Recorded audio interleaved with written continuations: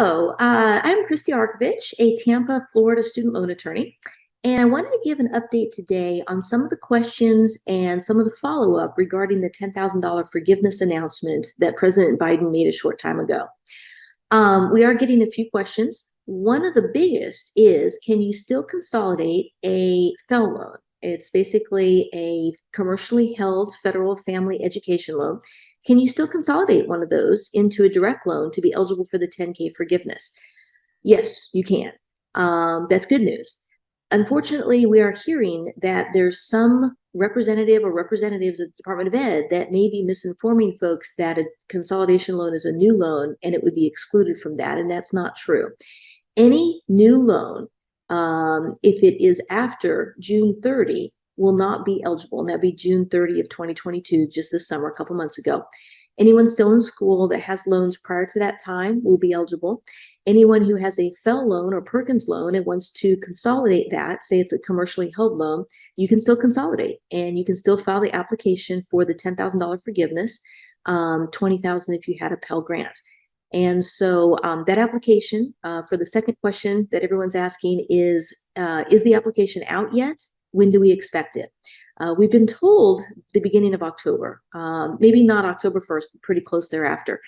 And you have until December 31 of next year, so 2023, to go ahead and send that in. So please keep that in mind, that you have a little bit of time. But of course, if you want to avoid payments on your loans and have it reamortized, you might want to go ahead and do it before the end of the year so that when payments restart, you have the benefit of the $10,000 forgiveness.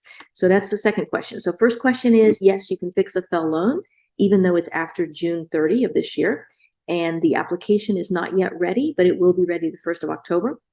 Third question, how is the $10,000 to be applied? The Department of Ed has indicated they want to do a waterfall method. In other words, they want it first to apply to those loans that are in default. Second, they want it to apply to those with the highest interest rates. Third, if everything remains the same, third, they want it to apply to unsubsidized loans first. And next, most recent loans. And then lastly, the lowest balance. So that's the waterfall method that the $10,000 forgiveness would be applied until it runs out, basically.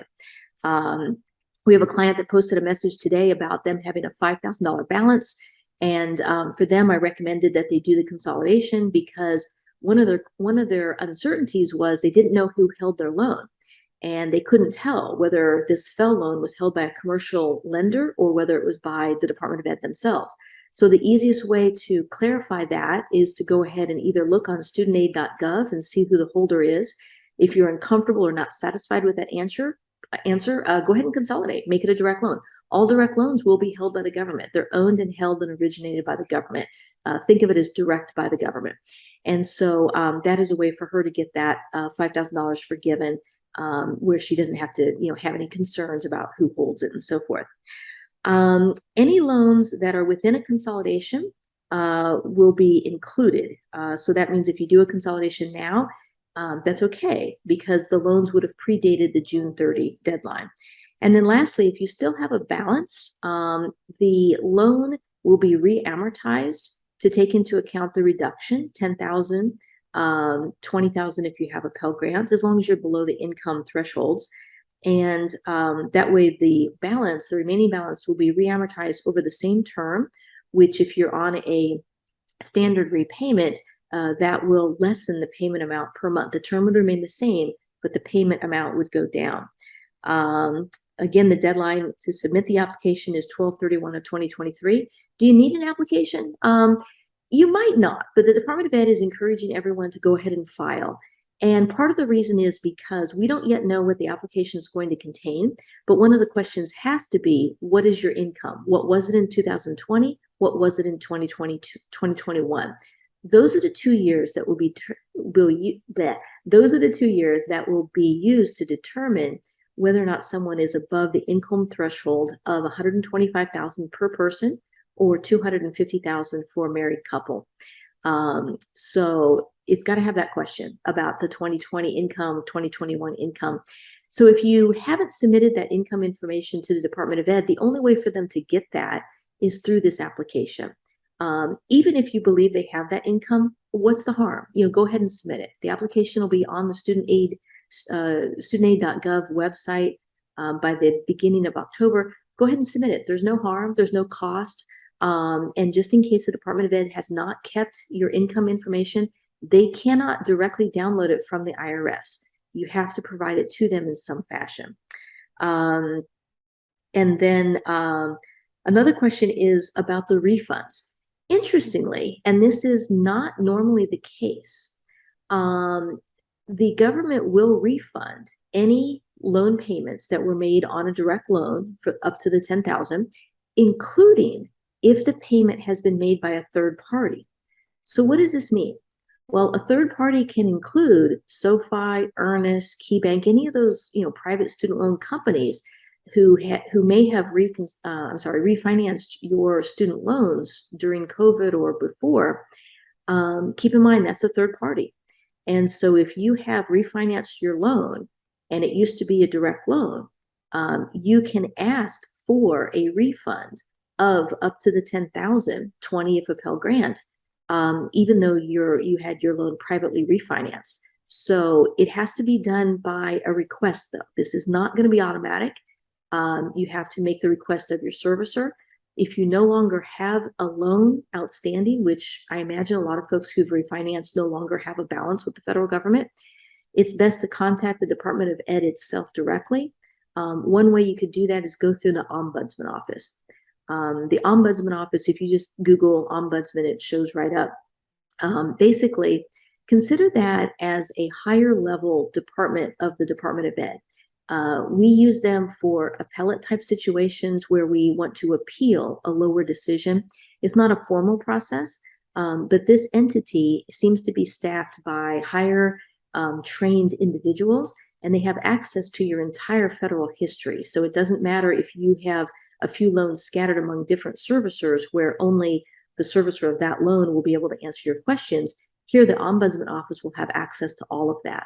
And so that would be a good place to start. If you no longer have a balance and no longer have a servicer, maybe make the inquiry directly of the Ombudsman office and request the refund in writing.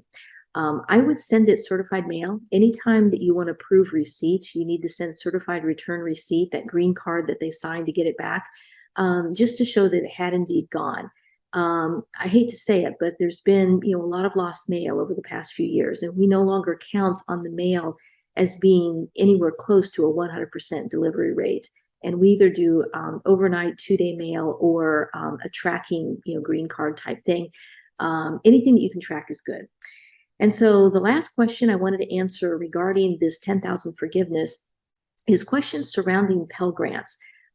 We've had a couple folks ask if the $10,000 will apply to their Pell Grant and the $20,000 and so forth. The way the Pell Grant works, the system, is that that's not a grant that you repay. It's not a loan. It's actually a grant. It's money that's given to the school in furtherance of your education. What it is that it's given to folks who are lower income. And so therefore, it is an easy way for, I believe, the Department of Ed to up the amount from $10,000 to $20,000 for lower income individuals back when they got the loans. But the money, the $10,000 or $20,000 now, doesn't apply to a Pell Grant because there's no balance owed on a Pell Grant. Instead, it will be applied to your outstanding loans in that waterfall method that I went through earlier. So I hope some of these points are clarified. I know there's some concern really regarding consolidation. The only loans that can't be consolidated at this point are those joint spousal consolidation loans. That's a program that is still a mess. It was discontinued. The Senate has passed a bill to try to fix that. We anticipate that that will be resolved and hopefully passed into law by midterms. We don't know for sure. Please stay tuned for that. I'd like to ask each and every one of you to subscribe to these videos if you can. It helps us to continue to offer this free information. We do one-on-one consultations. So if you'd like us to answer questions specifically about your loans, go ahead and set that up with our office. We would look at your loans, see what the history is, go through options, identify a plan for you to minimize that debt and to reach an end in those student loans, one way or another. So we do those one-on-one consultations. And in the meantime, we do have these free YouTube videos and our blog for written type information, mostly about updates and things that are coming out because, as you know, student loan law changes quite rapidly. So thank you for listening, and I hope you all have a wonderful day, and I hope this has been helpful. All right, bye-bye.